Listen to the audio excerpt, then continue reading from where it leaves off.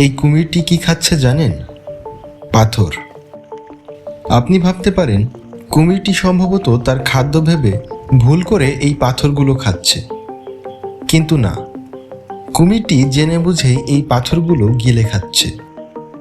শুনতে অবিশ্বাস্য মনে হলেও এই পাথরই কুমিরের জীবন বাঁচানোর আসল ট্রিক। এটিই পানির নিচে কুমিরকে দেয় সুপার পাওয়ার। কিন্তু কিভাবে? পাথর কি কারো খাদ্য হতে পারে?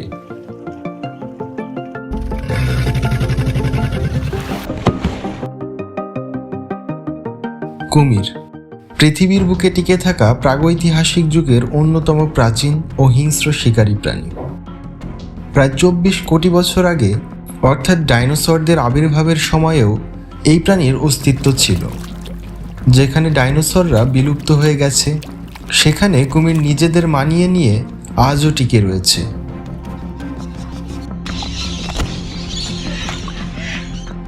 এরা সরীসৃপ প্রজাতির জলচর প্রাণী, যারা শক্তিশালী চোয়াল, ধারালো দাঁত এবং অত্যন্ত শক্ত আঁশযুক্ত চামড়ার জন্য পরিচিত।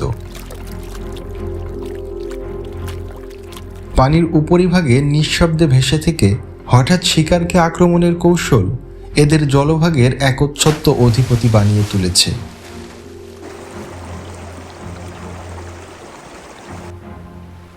কুমির বললেই আমাদের চোখের সামনে ভেসে ওঠে সমুদ্রের কোল ঘেঁষা লোনা পানির ম্যানগ্রোভ বা প্রমত্ত খাড়ির থমথমে রূপ।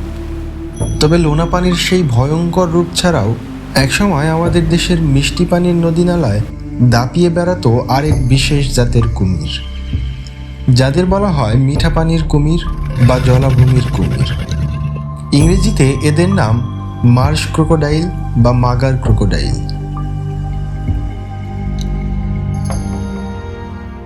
ভাবুন তো, একটি কুমির শুধু শক্তি দিয়ে নয়, বুদ্ধি দিয়েও শিকার ধরতে পারে। বিজ্ঞানীরা লক্ষ্য করেছেন মাগার কুমির কখনো কখনো শিকার ধরতে এক অসাধারণ কৌশল ব্যবহার করে।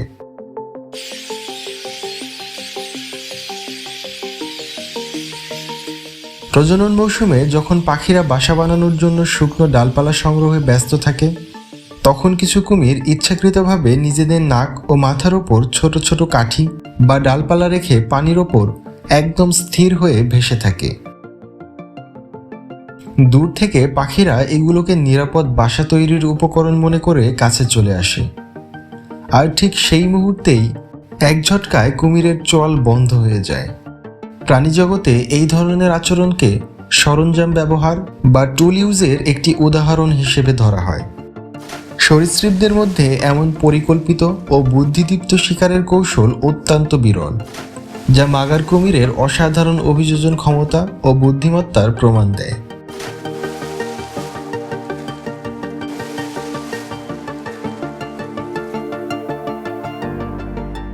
কুমির মানেই কি শুধু পানির রাজা? মোটেও না।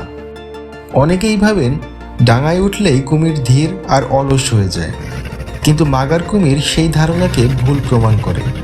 প্রয়োজন হলে এরা স্থলভাগেও অবিশ্বাস্য দ্রুত গতিতে ছুটতে পারে। আর সবচেয়ে মজার বিষয় হলো, স্বল্প দূরত্বে দৌড়ানোর সময় এরা কখনো কখনো গ্যালপ নামে পরিচিত এক বিশেষ ভঙ্গিতে শরীরকে মাটি থেকে তুলে লাফিয়ে লাফিয়ে এগিয়ে যায়। এই ভঙ্গিটি অনেকটা স্তন্যপায়ী প্রাণীদের দৌড়ের মতোই দেখায়। অবশ্য এই গতি খুব বেশি সময় ধরে রাখতে পারে না, তবে শিকারকে চমকে দেওয়া কিংবা বিপদ থেকে দ্রুত সরে যাওয়ার জন্য এই কৌশলই যথেষ্ট। তাই পানির মতো ডাঙাতেও জলাভূমির কুমিরকে হালকাভাবে নেওয়ার কোনো সুযোগই নেই।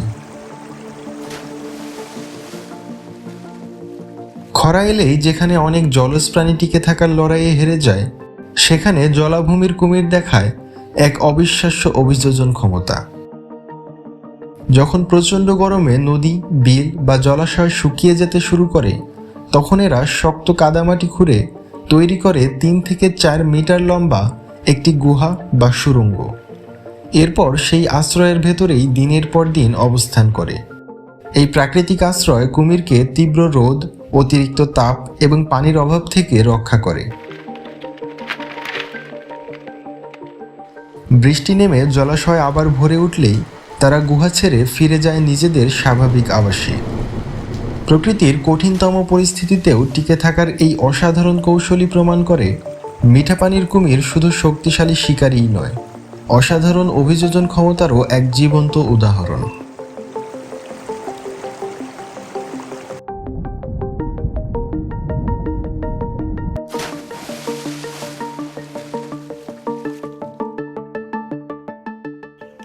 এবার আসি এদের জীবনের সবচেয়ে অবিশ্বাস্য অংশে।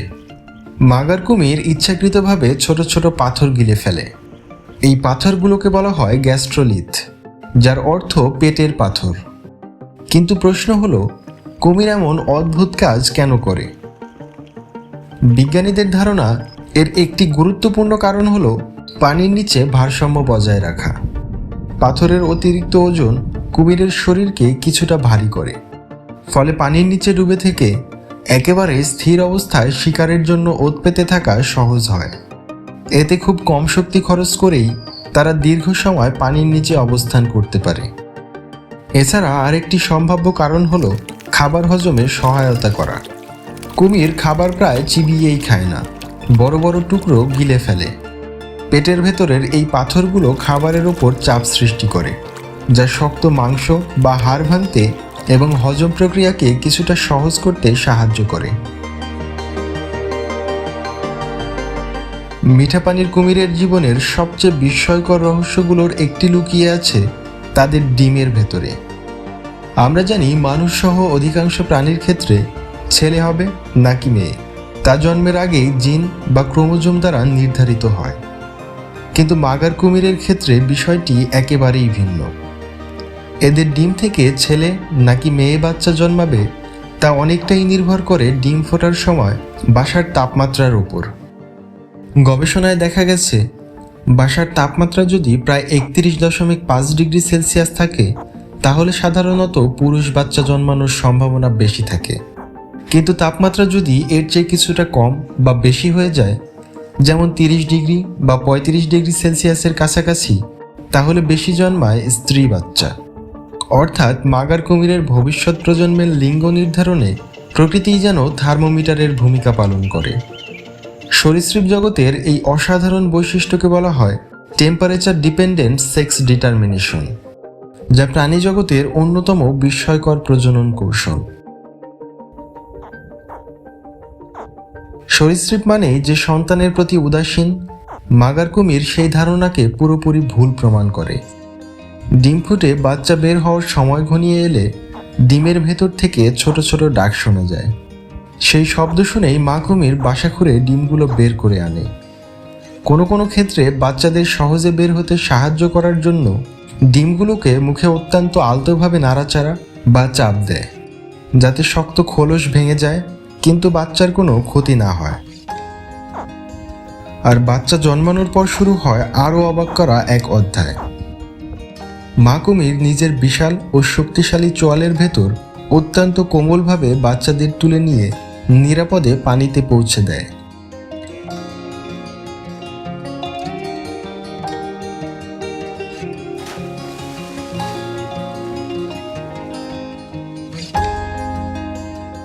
এই একই চোয়াল দিয়ে যে মুহূর্তে বড় শিকারকে গুড়িয়ে ফেলতে পারে, সেই চোয়ালই আবার নিজের সন্তানদের জন্য হয়ে ওঠে সবচেয়ে নিরাপদ আশ্রয়।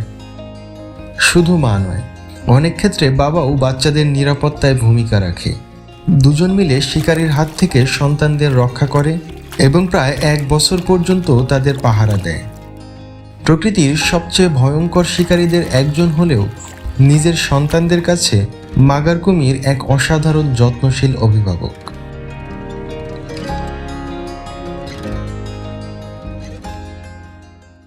ভাবুন তো, একবার পানির নিচে ডুব দেওয়ার পর কোনো প্রাণী প্রায় 1 ঘন্টা, কখনো তারও বেশি সময় নিঃশব্দে লুকিয়ে থাকতে পারে।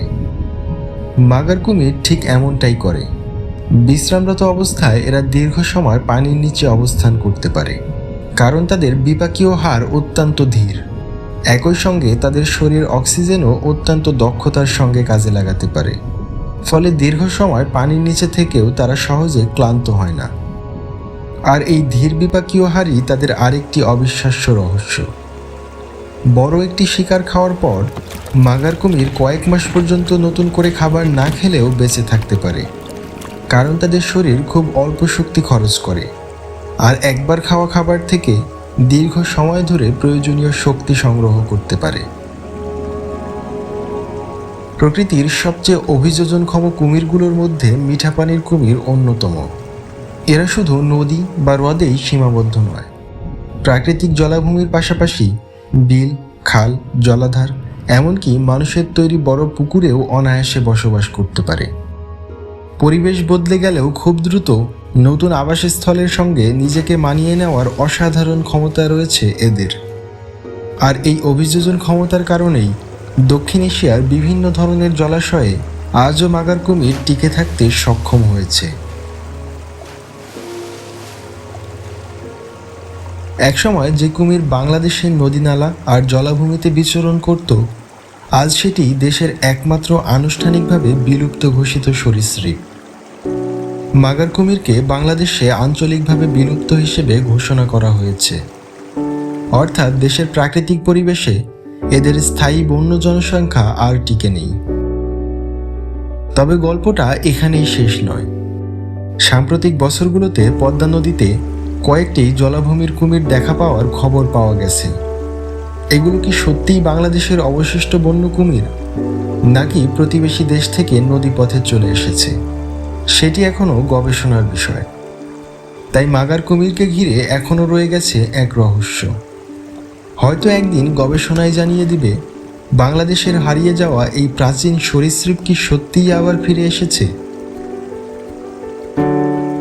কোটি কোটি বছর ধরে পৃথিবীতে টিকে থাকা এই প্রাচীন শিকারী আজ মানুষের কারণেই অস্তিত্বের সংকটে। প্রকৃতিকে রক্ষা করতে পারলেই রক্ষা পাবে জলাভূমির কুমির, আর টিকে থাকবে আমাদের জীববৈচিত্র্য।